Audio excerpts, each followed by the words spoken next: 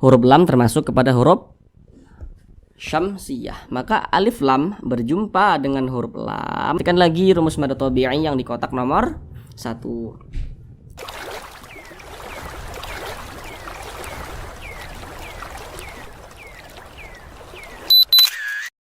Assalamualaikum warahmatullahi wabarakatuh. Semoga saudara semuanya senantiasa dalam keadaan sehat, dipermudah segala urusannya, dikabulkan segala hajatnya, dan senantiasa dilancarkan rezekinya oleh Allah Subhanahu wa Ta'ala. Amin, amin ya Rabbal Alamin. Baiklah saudara semuanya, kita kali ini kembali lagi belajar mengaji Al-Quran dengan penjelasan tajwidnya yang pelan-pelan untuk membantu Bapak Ibu yang lansia maupun saudara yang pemula yang belum lancar dalam membaca Al-Quran agar bisa secepatnya lancar, kemudian juga dapat memahami ilmu tajwid dengan sangat-sangat mudah insyaallah, karena kami menjelaskannya itu dengan pelan-pelan supaya langsung bisa dipahami oleh saudara semuanya ketika menonton video ini. Baik, langsung kita mulai belajar mengaji Al-Qur'annya. Baik saudara semuanya, kita kali ini kembali lagi belajar mengaji pada surah Al-Baqarah ayat 185. Dan ini adalah bagian yang ketiga atau bagian yang terakhir begitu. Karena kan ini di surah Al-Baqarah ayat 185 ini ayatnya panjang, sehingga kita bagi menjadi 3 bagian. Karena supaya durasinya itu tidak terlalu lama. Saudara semuanya masih menyempatkan waktu untuk memperbaiki bacaan Al-Qur'annya, itu sesuatu yang sangat luar biasa sekali. Karena kami menjelaskannya dengan pelan-pelan sehingga supaya durasinya itu tidak terlalu lama, maka kita bagi menjadi beberapa bagian. Dan ini kita masuk ke bagian yang ketiga atau bagian yang terakhir begitu. Sebelumnya sudah kita bahas nih dari sini sampai sini, kemudian dari sini sampai ukhor ini. Nah, sekarang bagian yang terakhir kita bahas dari yuridullah sampai tashkurun gitu. Baiklah, di sini akan kami bacakan terlebih dahulu dengan pelan-pelan, baru setelah itu kita bahas tajwidnya dengan pelan-pelan. Bismillahirrahmanirrahim. Yuridullahu bikumul yusra wa la yuridu bikumul usra wa litukmilul iddata wa litukabbirullaha ala ma hadakum wa la'allakum tashkurun. Baik, sekarang kita bahas tajwidnya dengan pelan-pelan. Yang pertama di sini huruf ra dibaca tipis, dibaca tarkik karena dia memiliki tanda baca kasrah. Baris satu ke bawah disebut juga dengan tanda baca kasrah atau harokat kasrah. Seperti ini, yang tanda baca seperti ini disebut juga dengan harokat dhammah. Kalau tanda baca baris satu ke atas seperti ini disebut juga dengan harokat fathah. Huruf ra ini dibaca tipis karena dia memiliki harokat kasrahnya, sehingga dibaca tipis. Yuri. Kemudian ri dibaca panjang, mad tabi'i. Perhatikan rumus mad tabi'i yang di kotak nomor 1. Kalau kita membaca Al-Qur'an berjumpa dengan huruf ya sukun, ini huruf ya tanda sukun seperti ini. Huruf sukun itu biasa disebut juga dengan huruf mati itu. Jadi kalau ada huruf ya sukun, kemudian di belakang huruf ya sukun ada huruf yang memiliki tanda baca kasrah, maka huruf yang memiliki tanda baca kasrah yang posisinya tepat berada di belakang huruf ya sukun maka dia dibaca panjang. Makanya huruf ra ini dibaca panjang karena dia memiliki tanda baca kasrah, posisinya berada di belakang huruf ya sukun. Mad tabi'i panjangnya 2 harokat. 2 harokat itu untuk lebih mempermudah, kira-kira 2 ketukan. 1 2. Yuridullah. Kemudian kalau kita membaca Al-Quran berjumpa dengan kalimat Allah, di belakang kalimat Allah ada huruf yang memiliki tanda baca dhammah atau dia fathah begitu di belakangnya sini. Dan di sini yang kita temui adalah tanda baca dhammah. Ada kalimat Allah, di belakangnya ada tanda baca dhammah. Di belakang kalimat Allah ada huruf yang memiliki tanda baca dhammah gitu ya, atau fathah begitu. Maka kalimat Allah dibaca tebal, dibaca tafkhim. Jadi ini kita baca dullah, jangan dullah, tapi dullah seperti itu. Kalau dullah itu tipis salah, tapi dibaca tebal. Dullah seperti itu. Kemudian di sini ada alif lam berjumpa dengan huruf lam.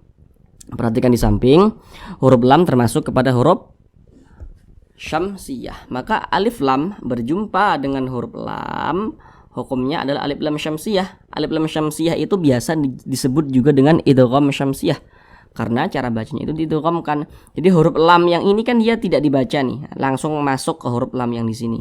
Huruf lam yang di sini kan tidak ada tanda bacanya nih, tidak ada harokatnya, langsung masuk ke sini. Maka biasa disebut juga dengan idgham syamsiyah. Kemudian kalimat Allah dibaca panjang.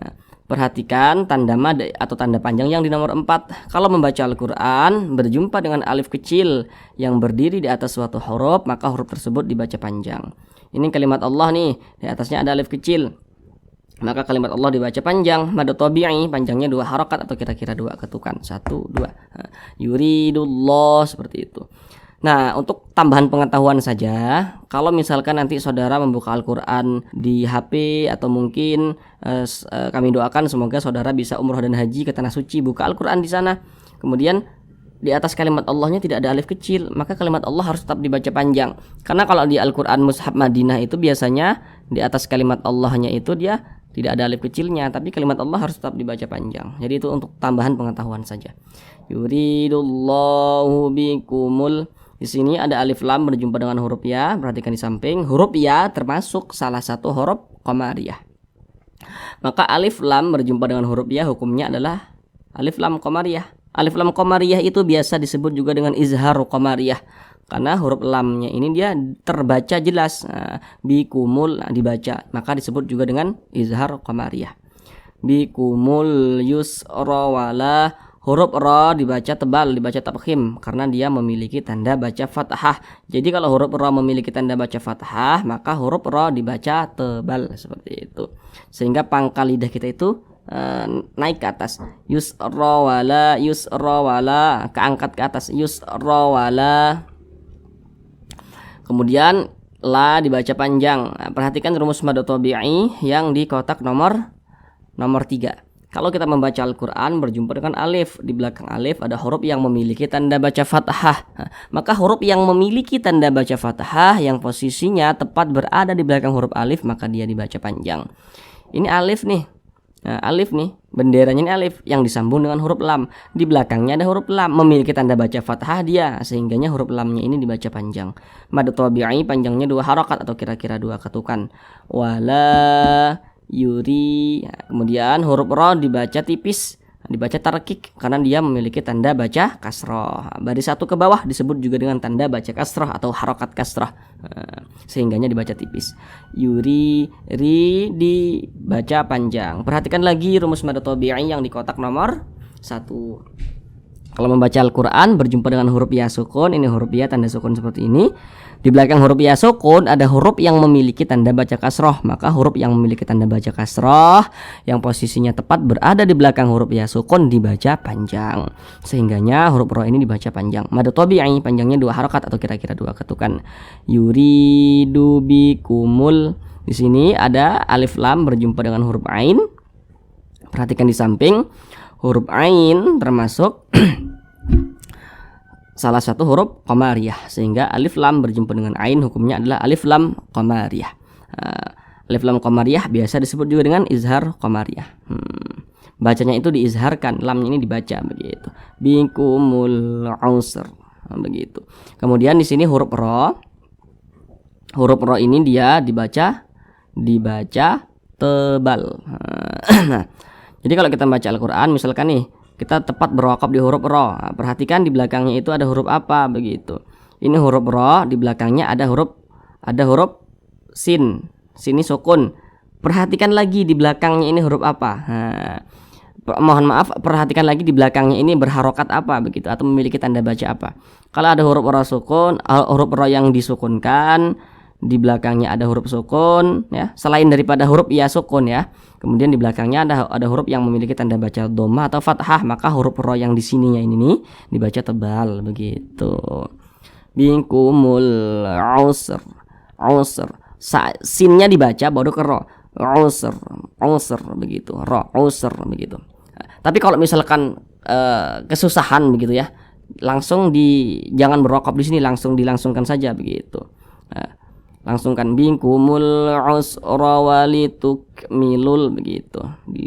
Dilanjutkan saja bacanya kalau misalkan kesusahan dalam mewakafkannya begitu. Huruf ro ini kenapa kok disukunkan? Jadi kalau kita berwakaf ya, kita membaca Al-Quran nih, berwakaf nih atau berhenti tepat di huruf yang tidak dibaca panjang, maka huruf tersebut harus kita matikan, harus kita sukunkan. Ini kita membaca Al-Quran, kita berwakaf tepat di huruf ro. Huruf ro tidak dibaca panjang, makanya kita sukunkan atau kita matikan, seperti itu. Kemudian di sini ada tanda wakaf shad dengan lam yang bermakna al-waslu aula. Jadi kalau bertemu tanda wakaf seperti ini, maknanya itu diwasolkan lebih utama daripada diwakafkan, begitu. Jadi ini lebih utama sebenarnya diwasolkan, tidak berhenti pada huruf ro tapi dilangsungkan. Wala yuridu bikumul usra walitukmilul sampai akhir. Itu lebih utama, begitu. Tapi kalau misalkan diwakafkan juga tidak apa-apa. Kemudian walitukmilul, di sini ada alif lam qamariyah lagi. Perhatikan, pokoknya setiap kita membaca Al-Qur'an berjumpa nih dengan huruf berjumpa dengan huruf alif lam nih. Kita perhatikan di depannya itu huruf apa, begitu. Ini ada alif lam, perhatikan di depannya huruf apa. Kita lihat di samping, huruf ain termasuk pada huruf qamariyah. Maka ini alif lam berjumpa dengan ain, hukumnya adalah alif lam qamariyah. Cara bacanya diizharkan. Walitukmilul. Nah, terlewatkan di sini. Di sini ada huruf kaf. Huruf kaf ini kalau dia sukun ya, ada aliran udara atau aliran nafas yang mengalir ketika mengucapkannya. Karena huruf kaf ini dia salah satu huruf yang memiliki sifat hamas, begitu. Maka cara bacanya itu walituk, seperti itu. Walituk milul tuk, ada ek-nya gitu. Walitukmilul iddata walitukabbirullah. Huruf ro dibaca tabkhim, dibaca tebal karena dia memiliki tanda baca dhammah, sehingga pangkal lidah kita itu naik ke atas. Walitukabbirullah. Kemudian di sini kalimat Allah dibaca tebal, dibaca tabkhim. Karena sebelumnya ada huruf yang memiliki tanda baca dhammah. Maka dibaca rullah, jangan rullah, jangan, tapi ditebalkan rullah walitukabbirullah, seperti itu. Kemudian di sini ada alif lam berjumpa dengan huruf lam. Nah, perhatikan di samping huruf lam termasuk kepada huruf syamsiyah. Maka alif lam berjumpa dengan huruf lam, hukumnya adalah alif lam syamsiyah atau idgham syamsiyah, begitu.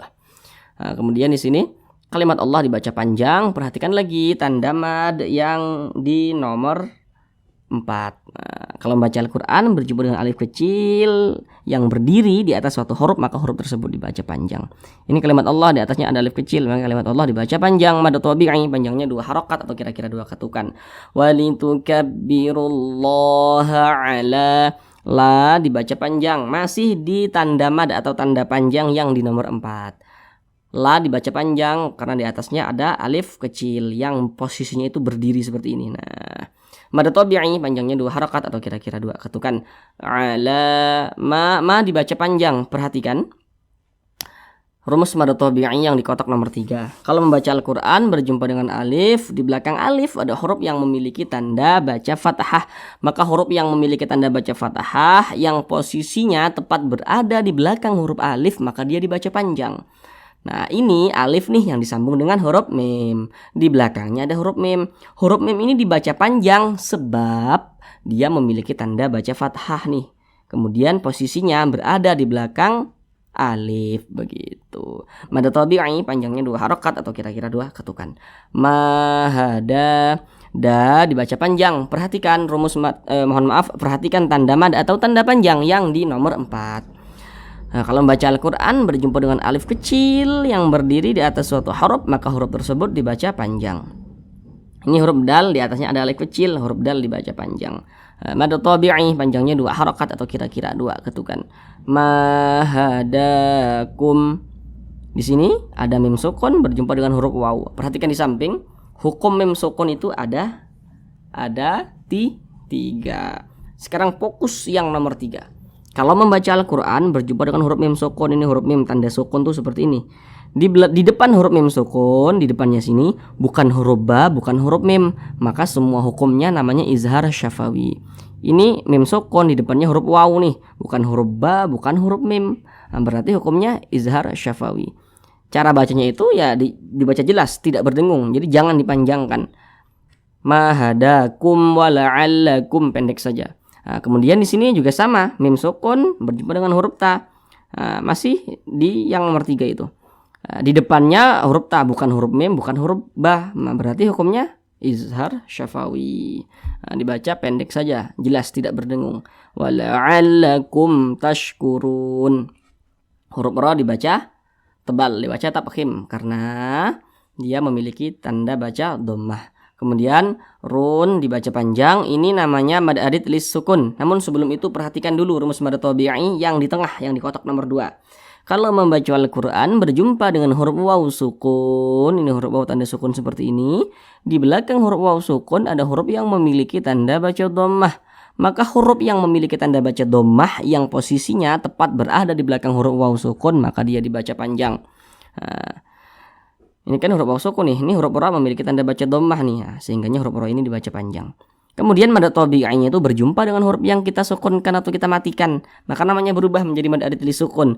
Mad arid li sukun itu panjangnya boleh 2 harokat, boleh 4 harokat hingga 6 harokat, yang terpenting konsisten dalam sekali bacaan. Nah, ini kan kalau huruf ya sukun, ini huruf ya sukun ini pasangannya baris kasroh. Kalau misalkan alif pasangannya baris fathah. Kalau waw sukun pasangannya baris dhammah, sehingga huruf di belakangnya itu dibaca panjang seperti itu. Mana huruf yang kita sukunkan? Huruf nun. Ini kalau kita berwaqaf atau memutus bacaan atau lebih mudahnya kita pahami atau berhenti begitu. Tepat di huruf nun, maka kita baca tashkurun, jangan tashkuruna tapi tashkurun. Kenapa dibaca tashkurun? Kalau kita membaca Al-Quran kemudian kita berwaqaf atau berhenti, ya, tepat di huruf yang tidak dibaca panjang, maka huruf tersebut harus kita sukunkan. Ini kita berwaqaf tepat di huruf nun. Huruf nun tidak dibaca panjang, makanya kita sukunkan atau kita matikan, seperti itu. Shadaqallahul azim.